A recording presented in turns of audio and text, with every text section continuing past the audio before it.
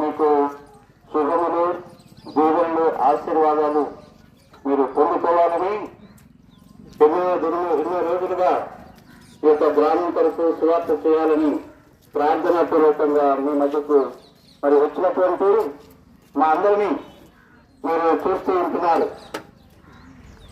ఈ సమయంలో కొన్ని మాటలు మీకు 2 నిమిషాలు మరి దేవుని యొక్క మాటలు చెప్తూ ఉన్నప్పుడు దయచేసి అనేలా భావించకుండా యేసు క్రీస్తు ప్రభు వారి యొక్క మాటలు విని మేలు పొందాలని ప్రభు నామమున మీకు మనవి చేస్తూ ఉంటున్నాము.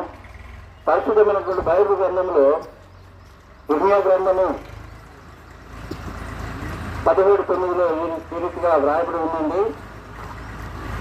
హృదయము అన్నిటికంటే మోసకరమైనది, అది ఘోరమైన వ్యాధి కలిగినదని దేవుని యొక్క వాక్యంలో వ్రాయబడుతూ వచ్చింది. అనగా హృదయంలో మరి ఏమి భయంకరమైనటువంటి వ్యాధి, ఆ వ్యాధి ఏంటంటే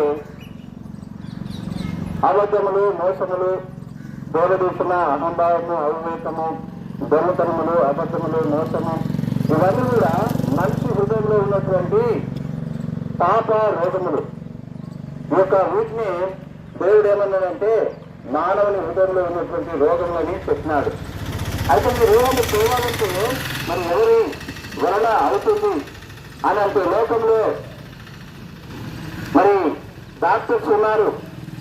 డాక్టర్స్కు నా హృదయంలో ఉన్నటువంటి పాపాలు అనేటటువంటి రోగాలు ఉన్నాయండి, ఆ పాప రోగమును తీసివేయడానికి మరి తీసివేయాలని అని ఒక డాక్టర్ దగ్గరికి వెళితే ఈ లోక సంబంధమైనటువంటి డాక్టర్ గారు హృదయంలో అనగా గుండెలో ఉన్నటువంటి వాల్స్ అనేవి ఉంటాయి, వాటిల్లో రక్తము గడ్డగట్టి వాల్స్ పనిచేయకపోతే అవి మేము చేస్తాం, కానీ హృదయంలో ఉన్నటువంటి పాపాన్ని మేము అది మాకు కనిపించదు అని చెప్పి వాళ్ళు అంటారు. కాబట్టి మరి ఎవరికి కనిపిస్తుంది అంటే ప్రభు చెప్తూ ఉంటున్నాడు. ఇప్పుడు నేను చెప్పిన విధంగా హృదయం అన్నిటికంటే మోసకరమైనది, అది ఘోరమైన వ్యాధి గలది, దాన్ని గ్రహించేవారు ఎవరు కూడా లేరు, కానీ యేసు క్రీస్తు ప్రభు వారు గ్రహించగలిగినారు. ఎందుకంటే ఆయన నన్ను సృష్టించినటువంటి సృష్టికర్త.